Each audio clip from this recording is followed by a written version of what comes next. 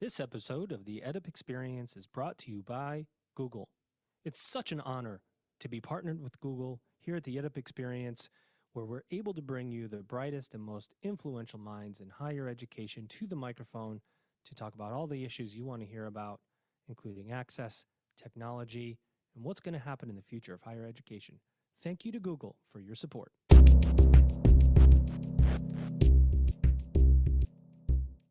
Welcome back, everybody. It's your time to EdUp on the EdUp Experience podcast, where we make education your business. Dr. Joe Salustio here with you again, just coming off of recording live episodes at Lucian Live in Denver. I'm actually in Denver at my in-laws' house, sitting at a kitchen table at my professional studios that I have put all over this kitchen table now. I've got a microphone, I've got my soundboard.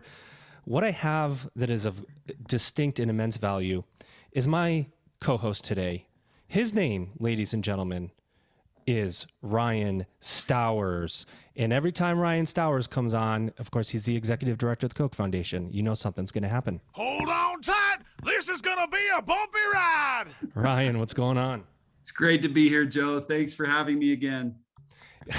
Ryan, I got to tell you something. Elvin and I were talking about you today, and you did exactly. Now, you know, this is all part of the podcast now because people are getting to know you. Because, by the way, as much crap as I give you, Ryan, you have the sixth most or fifth most listened to episode of the EdUp Experience ever. All right. But I said, you know what? I'm going to hit this button for Ryan today that says bumpy ride and give him a lot of crap up front. And he's going to go, hey, Joe, thanks for having me on the EdUp Experience podcast. And that's exactly what you did. And I was like, no, he won't do that. He'll totally go, Joe, I don't like that button. But you were just like on point for me. Thank you. No, you know me pretty well by now. It's so appreciative. And you got your EdUp mug. I do. I wish I had it in here. It's in the kitchen, but I love it. Thank you very much. It says co-host on it because you're such a great co-host. We love having you here. And you have a great relationship with the gentleman that we have here today with us. And I'm going to ask you to introduce him and do the honor. Yeah, no, I am honored to do so. Joining us today is Michael Crow, Dr. Michael Crow, president of Arizona State University, and a dear friend and a mentor, I can say, of mine. So it's a real honor to have Michael. Hey, Ryan, it's really great to be here and to have an opportunity to actually see Joe in the kitchen and you up in Utah, because we can see each other even though you're just hearing the voices. So it's just exciting to see everybody. Yeah, I'd like to tell everybody that we don't do a video portion, but it'll come out later. No, we don't. We really don't. So we like to surprise you here on the EdUp Experience. So, Dr. Crow, tell us all about ASU. What do you guys do? How do you do it? Level set for the audience, and let's just assume for a half a second there's somebody that hasn't heard of ASU before, even though that's not true. But we got to start somewhere. Yeah, we're a big public university operating out of Metro Phoenix. We've got about 80,000, give or take, students on campus with us that represent every socioeconomic background that we have in the country. It's completely representative of that diversity, which is a fantastic achievement by our faculty and staff. And then we've got another 80,000 plus students who are pursuing an education from that same faculty in online modalities. And then we have about 1 million other learners that are connected with us, more than that actually, in other ways. And so what we've decided to do here at ASU is to build a great public research university with, just under $1 billion of research activity, tens of thousands of people involved in that, and make that same discovery-oriented research grade university available to the broadest cross-section of people that we possibly can. And the only way to do that is to innovate in all things. And so we're innovating across teaching and learning modalities. We're innovating across tools that enhance people's individual agency. We're working to advance the individual learner, to personalize learning. So what we found is that the old model works only very, very well when you pre-select everyone for success. And so we don't think that's a model for success for the country more broadly. So what we've really done here at ASU is we have, while playing football and basketball and other sports in the Pac-12 and doing all the things that universities do and having, 100,000 people a day on campus, we've decided, well, how can a university also be a force for social transformation, be a force for individualized learning outcomes? How can we move past college degrees being the only thing that we're engaged in? How can we also help people when they're teaching their kids at home, or they're changing jobs, or they're moving into a new career, or they're just thinking about big, deep things. How do we engage with as many people as possible with all the blessings, if you will, all the assets that we have here at the university? And so we've restructured ASU to really take on that kind of national service psychology and national service mindset. So that's really what we're building here. Amazing. I want to ask you a question that maybe you've gotten this question before, but there are many institutions now that especially post-pandemic, okay, wait a minute, we've got to double down on online learning. We're going to start a global division. We're going to create this new entity. Maybe they're a traditional university, or they're steeped in tradition, and now they're going to go online, or they're going to create a separate division. There's so many ways to do it, and ASU has done it in a way where you haven't built a bolt-on online university. A lot of universities will separate that out, create a firewall, operate them completely independently, not share faculty. You guys, it sounds like, have a more integrated model. It's not like I don't think ASU Global has its own OPE ID. I think it's a part of ASU. Is that correct? Yeah, we're quite deliberate about that difference. And so what we've decided is that we found a way to, capture the full energy and creativity of our faculty. They've become deeply committed to social transformation themselves. And so we didn't have to acquire a for-profit like some other schools have done. Right.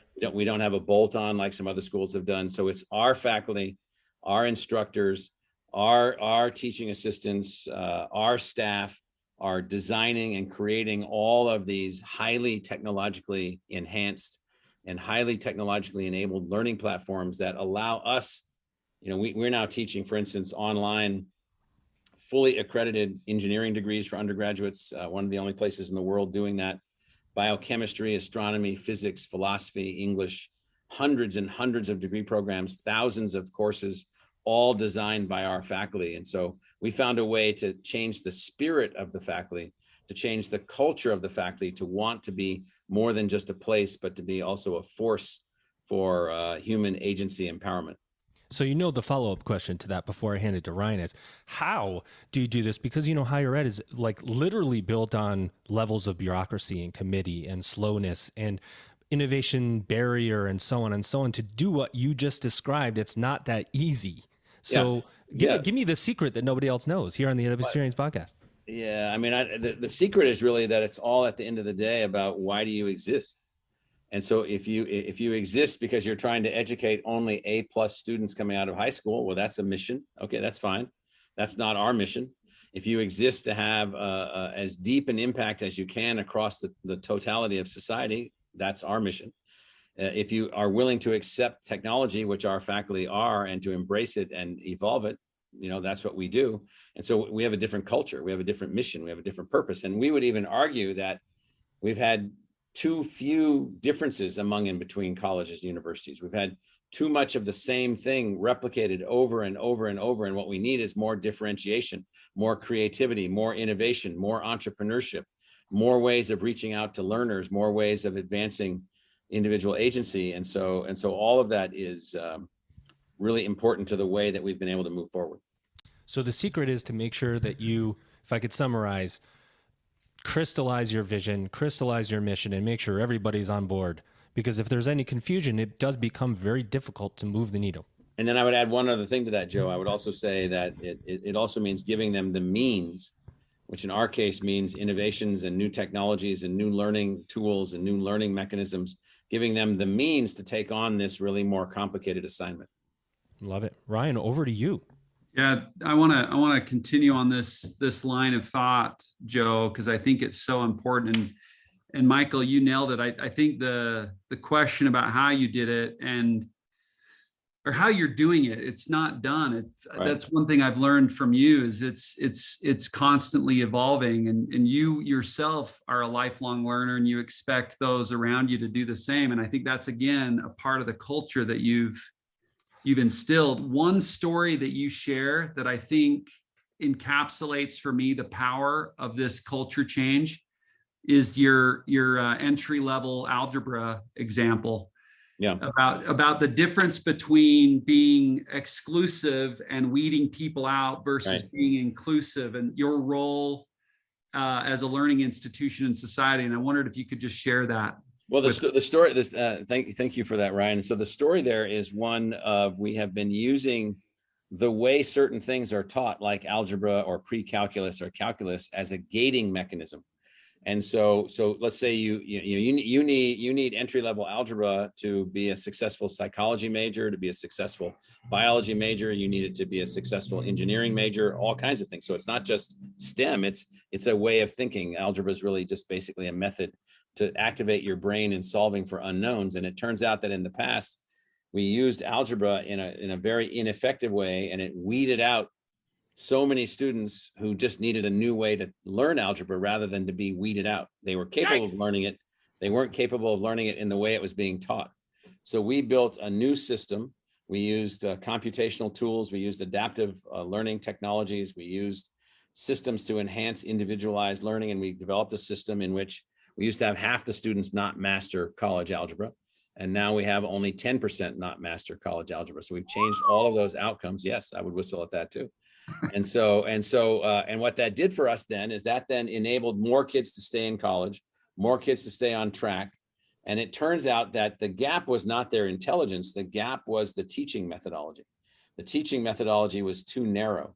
And so we broadened and personalized the teaching methodology, and that changed everything, which, by the way, means, for instance, for that reason and a few other reasons, we've grown engineering in the last few years from 6,000 students to 27,000 students, 18,000 on campus. So 3 times as many engineering students on campus, because we found ways to overcome the math barrier. And now we're producing fantastically successful engineers because we personalized that learning process in that course that's so essential, but so poorly conceived of from a pedagogical perspective. We push the limits of science and technology. That's right. That is Michael's MO. So with just one more question, and then I'll kick it back to you, Joe, on this culture change. In addition to just the way I characterize it, is doing something that no one ever thought was possible, which is make a large state institution continue to excel on the research side and the innovation side, which is where everyone seems to focus. And at the same time, like you've described, completely transform kind of flip the higher ed model on its head. But the other thing that you've done, and you mentioned this, you used the word individualization, this idea of the agent learner and the empowering learners to kind of map their own pathway. Can you touch on that? Because I think this is the other part of not just talking about the way that you change, but the way you're expecting learners to change in their approach, that I think is in some ways revolutionary. So the weird thing is that universities are looked at as highly innovative because they have great researchers, great discoveries. They produce new technologies, new scientific things, and so forth and so on. And so that's only a piece of the equation. A lot of those universities that do a lot of that, and we're up there with them on the highest possible level, they then pre-select everyone. And so everything's like hunky-dory for them because they've got all people already geared to learn in particular ways. Turns out most people don't learn in those particular ways. And that's the shock of shocks. So then if you're now going to try to educate a quarter of the population or a third of the population up to a college level of education, that means then that you have to have completely differentiated ways of teaching and learning, and you need to innovate not only in science and technology, but in education and learning. And so we've really approached this from the perspective of how do we completely innovate everywhere that we possibly can, the learning processes themselves, the intellectual design, the pedagogical design, the learning tool design, the learning systems design, all geared on the notion that many, many more people can be successful in college than are being now. We have half the people that go to college in the United States don't finish, they don't graduate. And so we're trying to show the way of how you build a university driven by research in learning, conducting research as a faculty, which graduates nearly everyone, drawn from every family background, empowering the individual agency, as you mentioned, Ryan. You do that by creating technological tools that enhance the faculty culture way beyond anything that's ever been done in the past. So it used to be you'd gather a few people around a faculty member and that was your only method for moving forward. Well, that method doesn't actually scale at the level that we need to scale. So we're looking at scale across society, depth of diversity within society, performance with individual learners, and all of this is empowered by we have hundreds and hundreds and hundreds of partners and innovation methodologies in our learning spaces that are changing everything for us. And so what we found is we found a way to move forward at scale at the university level of education. 100%. That's how much Ryan agrees. What you said so much in there, and this it's you don't call it a flipped model, but call it realizing that there's some level of buying and selling in higher education. The student is a consumer. They can select literally from any institution in the world. Why do they select the institution? Why do they select Arizona State? It's because they get a different level of service than they would get anywhere else. It's because instead of saying, you know what, you're in this, this happens all the time, Michael, in higher ed. You know what, we don't know if that student's going to be successful in this course. We just don't know if they're going to be successful. Instead, flipping that around to, we're going to give you a chance, and we as the institution are going to invest in all of the things that need to surround you to make you successful. There's learner-centric and student-centric, student-concerned. One of the presidents we interviewed said there's a big difference between those two things. Well, so we've become a student-centric culture here. Most universities are faculty-centric cultures, and that's normal. I mean, the faculty believe that the university is for them, when in fact the university is for the student.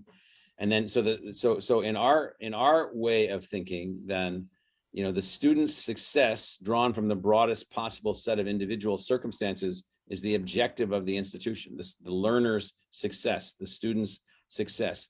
Everything that we've done has been to do that, but then to do that, we've also said we want those students to be then dealing with a discovery-oriented, creativity-empowered faculty also. So we've built dozens and dozens of classes and hundreds of tools, as I mentioned earlier. And so all these things have been empowering us to empower the student as the individual to become the successful outcome of the institution.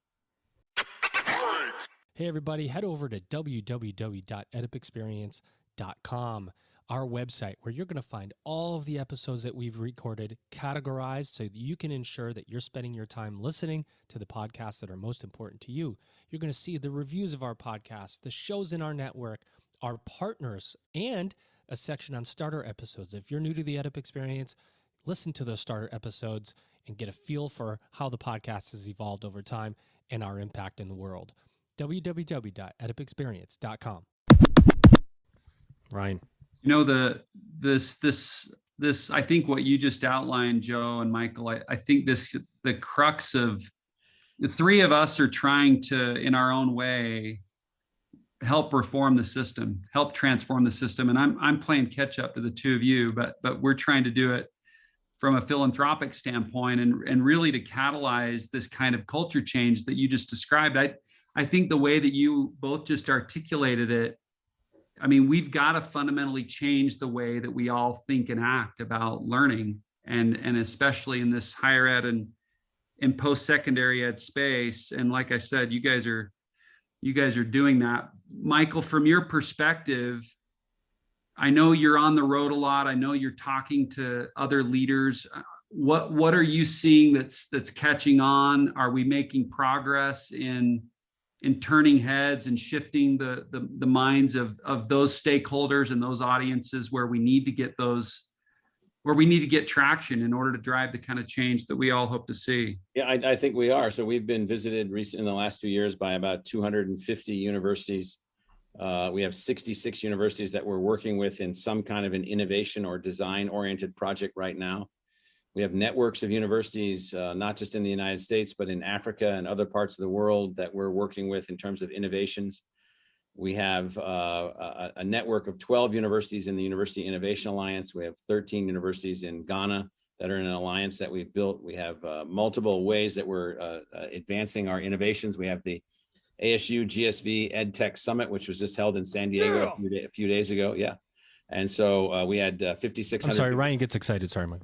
We had 5,600 people come to that meeting, and 11,000 come in virtually. So what we're seeing is more and more innovations, more and more willingness to be adaptive. We're seeing huge upticks on some of the tools that we're building.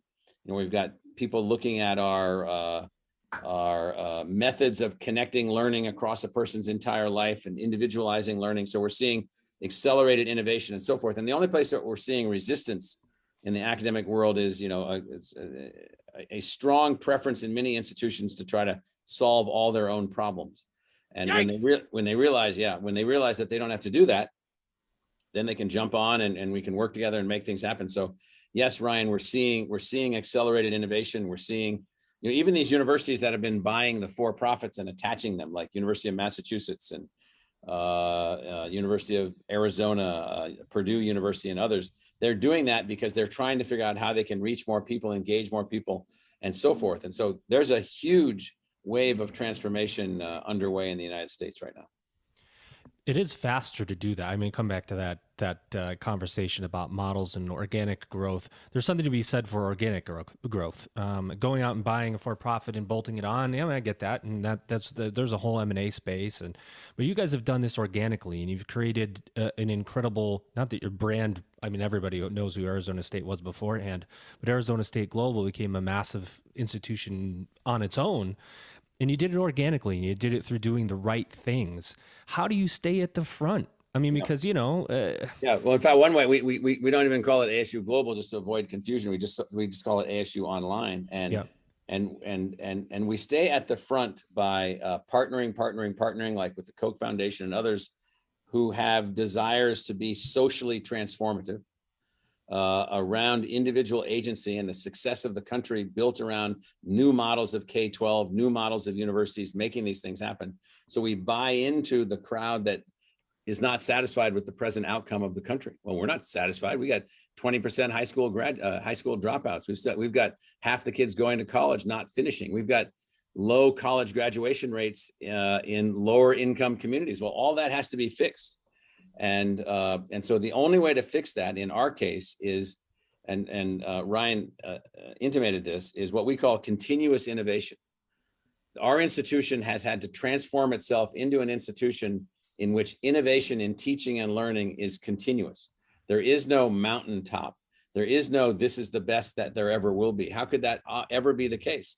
So as computational technologies advance, as artificial intelligence advances, as systems advance, as learning sciences advance, as we understand plasticity in the young adolescent, early adult brain up to age 25, as we understand, for instance, in this, we're teaching a biology course this semester in which 1,000 students are taking their laboratory off the earth. And they're going there by virtual reality, and they're learning. And so they're learning in completely new ways. And so that, by the way, is not the thing that we're building. That's the process that we've initiated. The process is that we have to make certain, for instance, in math and science, that every literate person that wants to be literate in math and science can easily become literate in math and science. How do we make it easy? How do we make it like learning English? It's just, we all learned English, and English is more complicated than math by a long shot. It's just taught in a different way. So for us, it's the process of continuous innovation.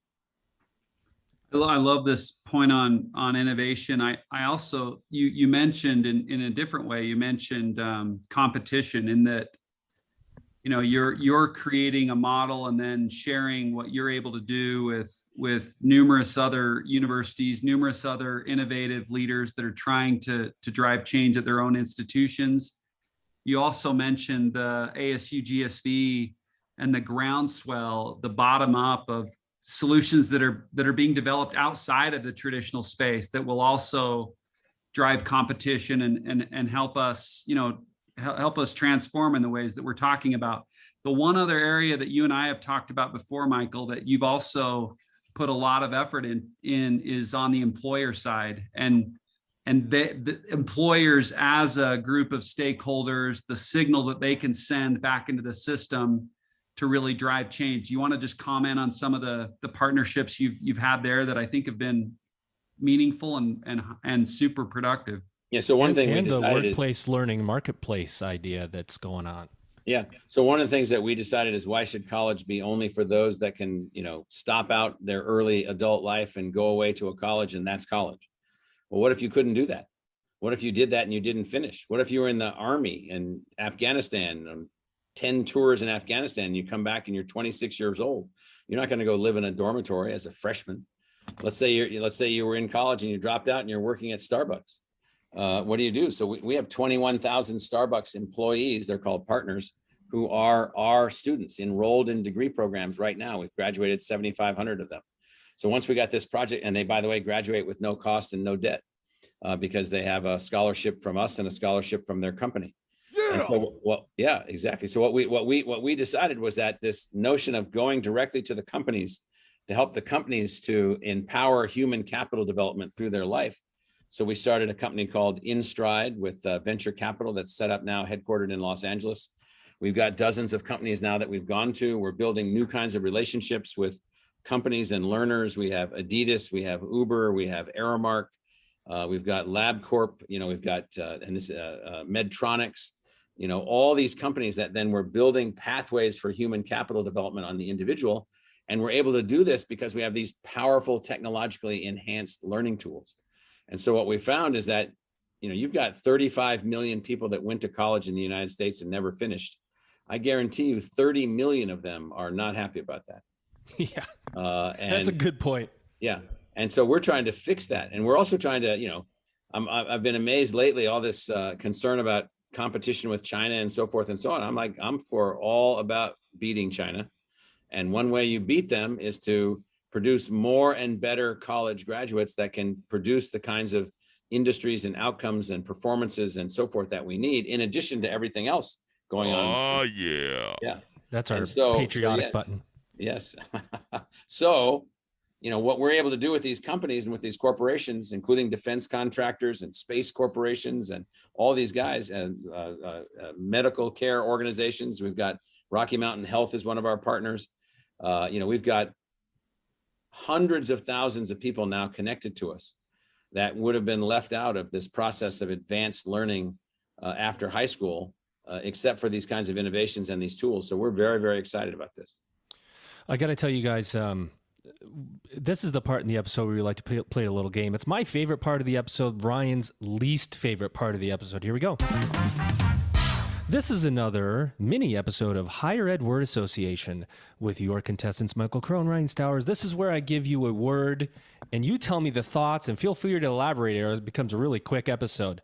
I give you a word and you give me the thoughts that come to your head, the feelings that come to your brain, your heart about the word that I give you. And I'm going to start with Michael because he's absolutely no idea what's going on. And sometimes I don't trust Ryan. No, Ryan, I trust you completely. Okay, your first word, Michael Crow, Dr. Michael Crow. Elitism in higher education. Yeah, what's happened is that we decided not to actually complete the revolution against the British, and we decided to still have institutions that are driven by elitism as their objective. So they don't see themselves as that way, but when your status is a function of the number of people that apply and the number of people that you don't admit, that's a form of elitist separation, as opposed to, hey, we're running a great honors college over here. We don't have many seats available. There's going to be a lot of people that apply. And by the way, there's a lot of other great honors colleges out there, including at public universities and so forth and so on. So it is an unnecessary, egotistically driven concept that's unnecessary in higher education. It's just unnecessary. I will, before I give you the word, Ryan, I'm going to say that higher ed has the great distinct failure of being one of the only industries that celebrates how many people they don't serve. And they actually will put out press releases in many instances. Can you imagine the Koch Foundation going, here's how many businesses that affect social impact positively we did not invest in this fiscal year? I mean, it's ridiculous. It just, anyway, I'll get off my soapbox. Elitism in higher education, Ryan. It is ridiculous. The two concepts, I can't beat Michael and I won't try, but the two concepts that came to my mind are status quo and wasted potential. That says it all from my perspective. Okay, here we go. Number 2, educational transformation. Yeah, Dr. so Crow. educational transformation is that we have to realize that it's the early 21st century, not the early 20th century. We are no longer benefiting from the historical models that were used in an agrarian and industrial evolving country, either in the design of the universities or the design of the K-12 system. So we need transformation driven by the acceptance of leadership as a functional thing that's needed in education. We need metrics that measure the progress of every single institution and every learner in every single institution. And we need I guess what I would call accelerated innovation clusters operating in empowering and driving forward educational transformation. Just for the record, I did have this that was, I could have hit it, but Cluster. you did say cluster, so I had the button. I just thought I'd hit it. But that beautiful woman's voice there, cluster. Yeah, yeah. Well, it's supposed to go when somebody's describing something really complicated. Cluster. And that's when I hit it. But anyway. Well, there's another concept of that word, yes. Yeah, that's right. Ryan, educational transformation. It's what we've got to do, and it starts with changing the way that we think and act about learning, and fundamentally recognizing that every person has extraordinary potential. We need to get the barriers out of their way, and a part of that is a learning system that helps them discover who they are, then helps them gain knowledge and skills based on who they are, and then helps them apply those knowledge and skills to make themselves better and those around them better.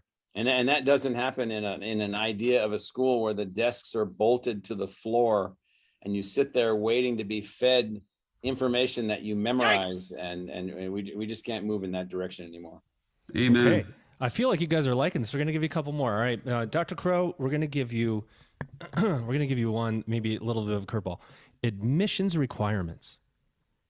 Yeah, admissions requirements. You need to know how to swim to go to a swimming pool and dive into the deep end. So that's an admissions requirement. And so what you need are admission requirements that help people to be prepared for the task at hand.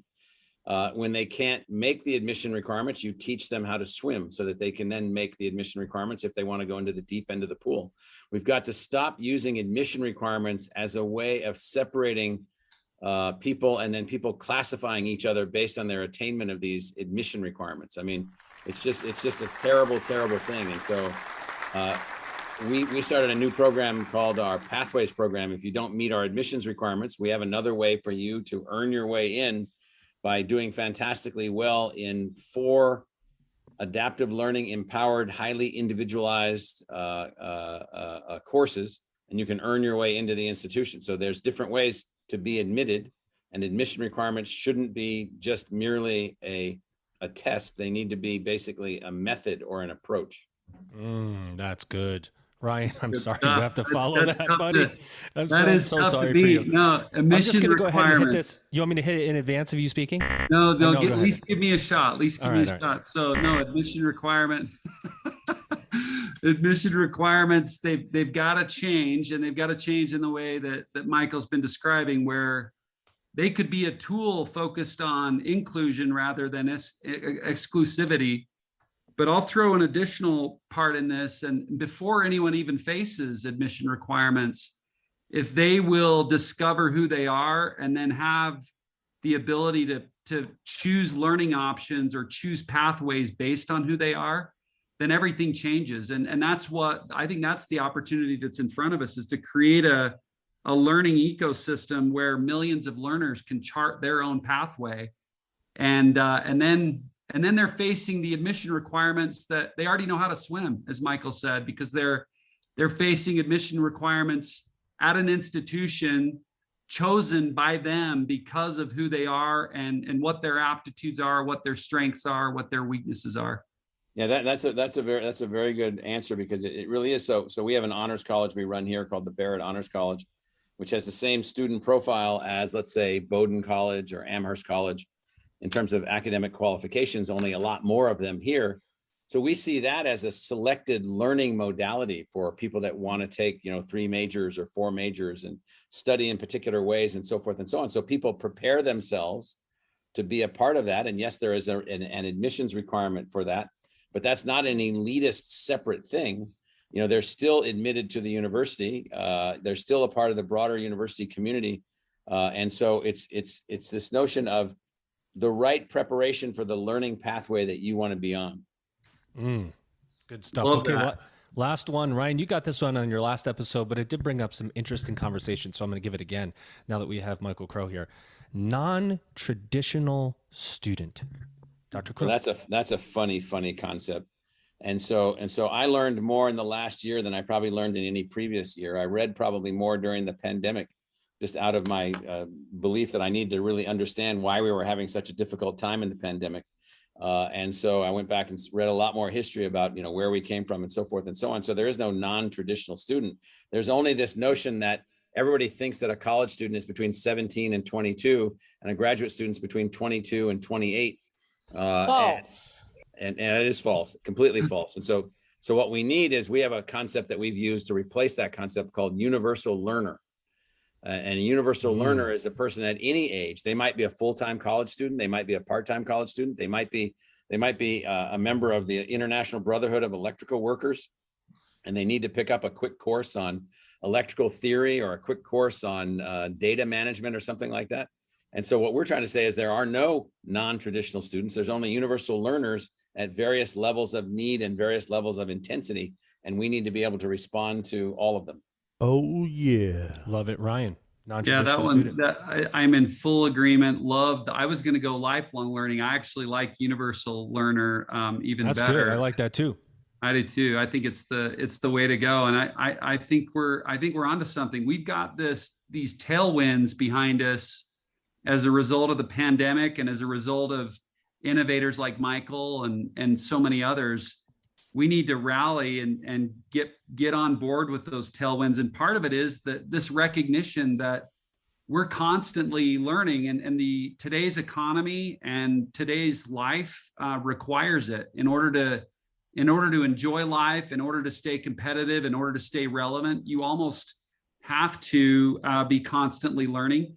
And this recognition that universities or learning institutions don't have a monopoly on learning. A lot of us learn as much or more when we work, or as we raise our families, and so how do learning institutions figure out in the future to fit within that kind of ecosystem in a way that's empowering and additive to the universal learning that Michael described, that we're all kind of going through? I think that's the big question from my perspective. Well, you guys have done an incredible job, I have to tell you. We're going to have to go to the judges to see who won. Michael won. Did Ryan Stowers win? Judges? Did Dr. Michael Crow win? I would like to state that it's impossible for a guest host to win, but we have to at least ask the judges for their feedback. It did seem rigged in some way, yes. Yeah, it did. Well, you know what? We can't do everything perfect here at the EdUp Experience. Thank you for participating, guys. All right, Ryan, back over to you if you have any more questions for Dr. Crow. Now, I think the last question I would throw out is, we talked a lot about the barriers, the headwinds that we're facing, the resistance to change, but there's a lot of, I think, room for optimism. And you've been great at this, Michael. So if you could point to one thing that gives you hope, given all that we're working to try to shift and change, what is it? What would you point to? And don't say the EdUp Experience podcast, even though that's what we know the answer is. That goes without saying. But thank you. What I would say, Ryan, is we have about 150,000 students enrolled in ASU this semester. We've never seen more energy, more drive. I mean, just on campus this semester, it has been unbelievable. The aspirations of the students, the drive of the students, the students that are learning, triple majoring now, and taking 2 majors and 3 minors, 4 minors, learning languages. It's unbelievable. So what we're seeing is the jobs that they're going out for, the things that are happening. I mean, everything's unbelievable. I mean, we are so happy with the way things are going this semester, and the kids are just over the top. I mean, so to me, it's like we spend so much time talking about the negative. We spend so much time in our society, talking about some horrible thing that happened somewhere, as if no horrible thing has ever happened before. And the thing that you're looking at today is the only time this horrible thing has ever happened. And we make no note whatsoever of all the great things that are happening. And so I'm just telling you, great point. Yeah, the positive energy is unbelievable. Even I felt it. It's unbelievable. Well, I see passion, literally auras of passion around you guys, which I love. And Dr. Crow, we like to end every one of our episodes with the same 2 questions to each guest. Number 1, what did we not say about Arizona State University? Anything that you have going on? Obviously, ASU GSV just happened. Anything what I'll say is that next week we're opening our Global Futures Laboratory. Inside that is a College of Global Futures. Inside that are 4 schools: a School of Sustainability, a School for the Future of Innovation and Society, a School for Complexity Management, and a school for ocean futures. Now you get some sense that we're taking a different approach. So the approach we're taking to global climate change is, yep, we screwed up along the way. We need to think about doing things in a new way. How do we move things forward and build an economy and build success and build positive outcomes for everybody around all of this? So it's not doom and gloom, far from it. It's like, how do we now really move things forward? So I'm just letting you know that our innovativeness also goes into our intellectual design and our programmatic thrusts and the way that we're approaching things. What do you see as the future of higher education? The future is, I don't know how we're going to keep up with demand. I mean, I'd like to get up off the ground of a sort of a rural, isolated planet in a corner of the Milky Way that has only a per capita income on the planet of $5,000. I'd like to get to the place where we've really taken on poverty. We've really taken on disease. We've really taken on all these things. And back to Ryan's point, every individual potential has a very high probability of a unique outcome. And then I think that higher education can continue to help facilitate all that and help all of that to move forward, particularly if it no longer just has college students, but is really reaching out to everybody in different kinds of ways. And so I think the potential and the opportunity for higher education is unparalleled right now going forward. Wow. Well, I'd ask Ryan if you have anything left to give, but I already know your answer. I have none to give. Well, we appreciate you so much, Ryan, for coming here. I'm going to make sure I outro you in the correct way. Ladies and gentlemen, my co-host today, you've heard him before. He is a force in higher ed. He is the executive director of the Koch Foundation. He's Ryan Stowers. Yeah. Ryan, you know the incorrect button I named Ryan, but I'm going to rename it. You're going to get the yeah button from now on. Somebody else is going to get their own button. His name is Dr. Michael Crow. He is president of Arizona State University. He's an innovator. He's a transformational leader. Dr. Crow, did you have a good time on the EdUp Experience podcast today? Very good, Joe. Had a great time. Nice to see you, Ryan. Nice to see you, Joe. Enjoyed it very much. Ladies and gentlemen, you've just EdUp'd. This episode of the EdUp Experience is brought to you by Google. It's such an honor to be partnered with Google here at the EdUp Experience, where we're able to bring you the brightest and most influential minds in higher education to the microphone to talk about all the issues you want to hear about, including access, technology, and what's going to happen in the future of higher education. Thank you to Google for your support.